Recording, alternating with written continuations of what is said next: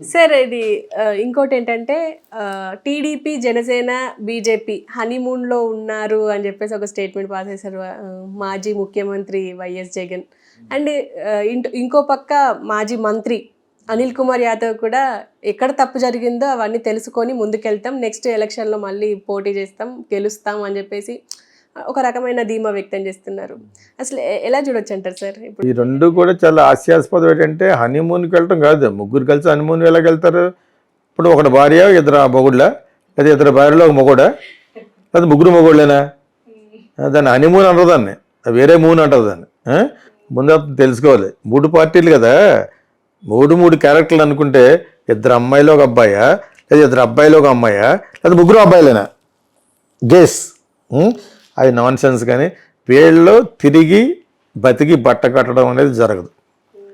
Okay, నువ్వు గెలిచినప్పుడు కూడా ఈవీఎంలు అన్నారు అప్పుడు వాళ్ళు గెలిచినప్పుడు ఈవీఎంలు నేను ఇప్పుడు మాత్రం మళ్ళీ అలాగే ప్లాన్ ఎలాగేస్తున్నాయంటే మళ్ళీ నడక నేను ఓడిపోయినందుకు సానుభూతిని ఇప్పుడు మొత్తానికి మళ్ళీ పాదయాత్ర చేద్దామని ప్లాన్ వేస్తున్నాడు.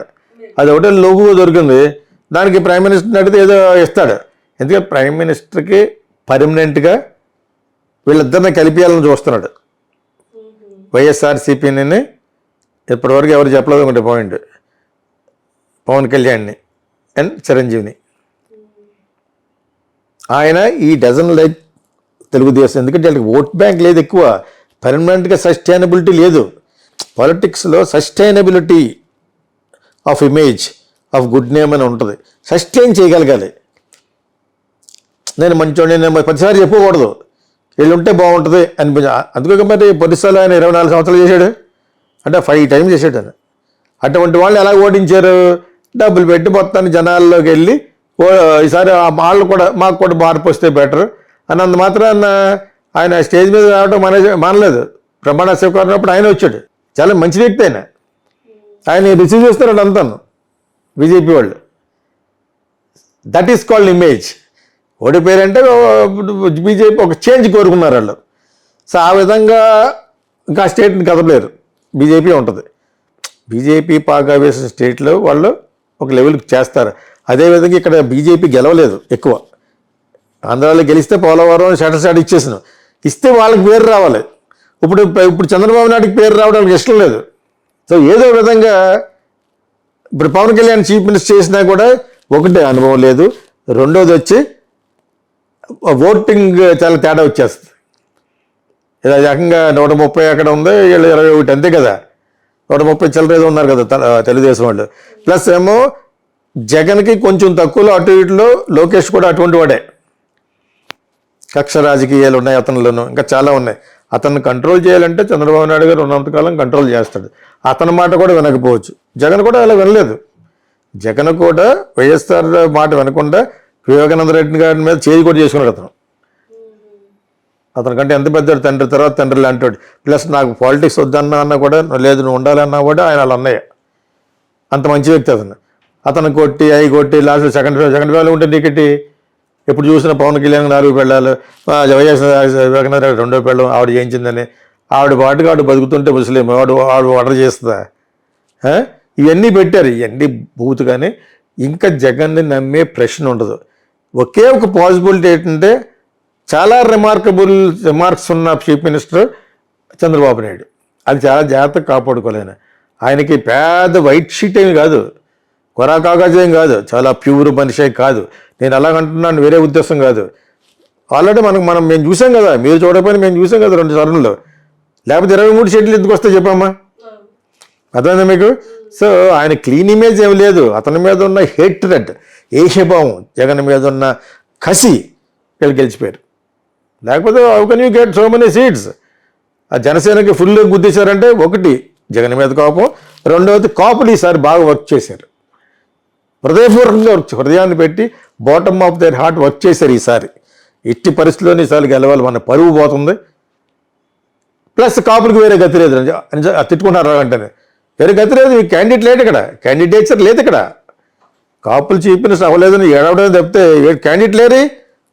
సినిమా గ్లామర్తో ఉన్న వాళ్ళు cinema glamour, they are not politicians. ఇతను 10 సంవత్సరాలు ఓడుకుంటూ వచ్చాడు కాబట్టి ఇంకా పవన్ కళ్యాణ్ పొలిటీషియన్ అయ్యాడు అనొచ్చు. చిరంజీవికి అది లేదు. మీకు అర్థమైందే? పొలిటికల్ బ్యాక్గ్రౌండ్ కాదు కదా వాళ్ళది, అయినా కూడా ఒక క్లీన్ ఇమేజ్ ఇప్పటికి వచ్చింది. అందుకని వీళ్ళిద్దరు చేతులలో పట్టుకున్నాడు. మోడీ యొక్క అభిమతం ఏంటంటే ఆంధ్రప్రదేశ్ చెప్తున్నాను, ఏ స్టేట్కి వెళ్తే ఆ స్టేట్లో పాలిటిక్స్ చేస్తారు వాళ్ళు. ఓకే, అక్కడికి వెళ్తే మహారాజుల ఫ్యామిలీలు పెట్టి రాజస్థాన్ వెళ్తే వసుంధర రాజులందరితో అన్ని చోట్ల డివైడ్ చేసి రూల్ చేస్తారు వాళ్ళు. అది వాళ్ళ పద్ధతి, అది విభజించి పాలించాలన్నది. అదేందా వాళ్ళ లబ్ధి జరగాలి. మరి నువ్వు ఇంత గొప్పగా మాట్లాడి అక్కడ పవన్ కళ్యాణ్కి ఒక మినిస్టర్ ఇవ్వచ్చు కదా అక్కడ సెంట్రల్లో. కుమారస్వామికి ఇచ్చాడు కర్ణాటక నుంచి 2 సీట్లు వస్తే, ఇతను ఎందుకు ఇవ్వలేదు? పాయింట్ నెంబర్ 1, ఇది ఓన్లీ డ్రామా. ఈ డ్రామా వల్ల ఏంటంటే ఇక్కడ కాపుల్లో చాలా మంచి ఇమేజ్ వస్తుందని చెప్పేసి, ఇటువంటి సందర్భంలో జగన్ ఎలా లెగిస్తాడు? అసలు జగన్ ఇంత యాక్చువల్గా అయితే పనికిరాడు. నేను ఇందాక పవన్ కళ్యాణ్ ఎలాగైతే నేర్చుకోమన్నానో ఆ అడ్మినిస్ట్రేషన్ నేర్చుకుంటే నేను ఎలా నేర్చుకుంటున్నాను. రోజు వాళ్ళ సాక్షి టీవీలోనూ ప్రతిభా శిక్షలాగా చేతులు పట్టుకుని నోట్లో వెళ్ళబెట్టి కూర్చుంటాడు, టీచర్లో నేర్పుతున్నట్టుగా ఎప్పుడు అలా చేసుకుంటూ వెళ్తే ఒక మార్పు వస్తుంది. నేను మర్చిపోయాను, డబ్బులు వేయడం అనేది కరెక్ట్ కాదు, వాళ్ళకి జీవనోపాధి కలిగించాలి, రాష్ట్రం బాగుపడాలంటే చెట్లు మొలిచేయడం కాదు అమరావతిలో, నాట్ కరెక్ట్. ఎవడంటే తప్పు కదా అది. ఎంత ఇది నాకు చంద్రబాబు నాయుడు గారు చెప్పి క్యాంపెయిన్లో తెలిసింది. నాకు అంత గౌరవంగా ఉంటుందని నాకు తెలియదు. మూడు క్యాపిటల్, అది కూడా క్యాపిటల్. నేను ఎప్పుడు కూడా విశాఖపట్నానికి ఎందుకు సపోర్ట్ చేశానంటే ఆల్రెడీ డెవలప్డ్ సిటీ కాబట్టి. అదే టైంలో అమరావతి ఉండాలి, కర్నూలు రావాలని ఎందుకు చెప్పాం? జస్టిస్ డిపార్ట్మెంట్ అక్కడ ఒక హైకోర్టులో రావాలని. 3 చోట్ల బాగుపడుతుందని, మూడు టౌన్లు బాగుపడతాయి. సో నేను ఆ ఉద్దేశంతోనే, కానీ అమరావతి కాదని ఎందుకంటాం? కాకపోయినా కూడా పల్లెటూరు. అమరావతి నాట్ అది హైదరాబాద్ లెవెల్ రావాలంటే కూడా 20-30 ఇయర్స్ పడుతుంది. ఈలోగా రియల్ ఎస్టేట్ పెరుగుద్ది, రియల్ ఎస్టేట్ బిజినెస్ బాగుంటుంది. ఎందుకంటే స్టేట్ క్యాపిటల్ అయిపోయింది కాబట్టి 20 లక్షల రూపాయలది ఒక 5-6 కోట్లు వెళ్ళిపోవచ్చు, ఇంకా ఎక్కువ అయిపోతుంది. ఓకే, సో అది మనం పక్కన పెడితే అది ఒక విధంగా చంద్రబాబు నాయుడు చాలా ప్లస్. అది ప్లస్ మా కమ్యూనిటీ వాళ్ళ ఏరియా, ఇవన్నీ మోడీకి తెలుసు, మోడీకి అమిత్ షాకి. సో యాక్చువల్గా అయితే తెలుగుదేశాన్ని బలపడినివ్వడం, తెలుగుదేశాన్ని తుడిచిపెట్టేయాలనేది ఉద్దేశంతో ఆయన జైల్లో పెట్టారు. ఇంకా బలపడిపోయేది అది. నాట్ ఓన్లీ కమ్మాస్ ఓట్, ఇవన్నీ ఫ్యాక్టర్స్ కలిసి వెరసి ఒక 40% గెలుస్తారు. మిగతా 60% ఎలా గెలిచారంటే జగన్ మీద ఉన్న కసి. ఇంత కసి నేను ఎప్పుడు ఈ ఎలక్షన్లు అయిపోయిన తర్వాత వాళ్ళు పెట్టే పోస్టులు, మనకు వచ్చే వాట్సాప్లో ఇవన్నీ చూస్తుంటే ఎంత హేట్రేట్ ఉందని. మరి నువ్వెలా తెలుసుకోలేదు? తెలియకుండా నువ్వు సోషల్ మీడియా ఎందుకు మాట్లాడుతున్నావు అంటే ఒకే ఒక కారణం, లెగలేని వాళ్ళు ముసలి వాళ్ళకి డబ్బులు వేస్తున్నాడు. ఆ ఒక్కటే. నేను చాలా చోట్ల చూశాను ఇది. వాళ్ళకి భోజనం కూడా సరిగ్గా పెట్టరు. టౌన్లో అయితే అడుక్కోమని వెళ్ళమంటారు, అడుకురా అంటారు. అర్థమైంది మీకు? సో దీనికి ఏమన్నా తెరబడిందేమో, ఇతను డబ్బులు పంపిస్తున్నాడు కాబట్టి హృదయపరంగా నా హృదయం ద్రవించిపోతుంది చెప్తున్నప్పుడు కూడా. ఆ ఒక్క పాయింట్ కోసం ఇతను ఓట్లు వేస్తారు అనుకున్నాను, తప్పితే ఏవి రాదు. లేకపోతే why will I support him? I don't even know him. I know his father. And ఆయన ఫాదర్ నాకు ఇచ్చారు, బ్రాండ్ చేయమని చేశాను. ఇది యాక్చువల్గా చంద్రబాబు నాయుడుకి ఆఫర్ చేసాం. అక్కడ అయితే జరగబట్ట ఆ లోకేష్ దగ్గరికి వెళ్ళంటే నేను వెళ్ళని చెప్పాను. డోంట్ మేక్ మీ టు బచ్చా అతను, don't make me to go to that place. I more knowledgeable than him or anybody in Telugu Desam today. Entire Telugu I can challenge, including Ramanarayana Reddy గారు. ఆయన నా సంగతి బాగా తెలుసు. సీఎం వైఎస్ రాజశేఖర్ గారు తెలుసు కాబట్టి ఆ గురించి నాతో మాట్లాడమనండి. I will talk about the administration, how to develop it. అంచేత ఎవడో చిన్న ఒకటి దగ్గరికి వెళ్ళిపోయి నేను ఎందుకు మాట్లాడాలి? ఇది యాక్చువల్గా లాస్ట్ ఎలక్షన్కి మేము చేసి ఉండవలసింది తెలుగుదేశానికి. ఎవరు తీసుకెళ్లారు కూడా.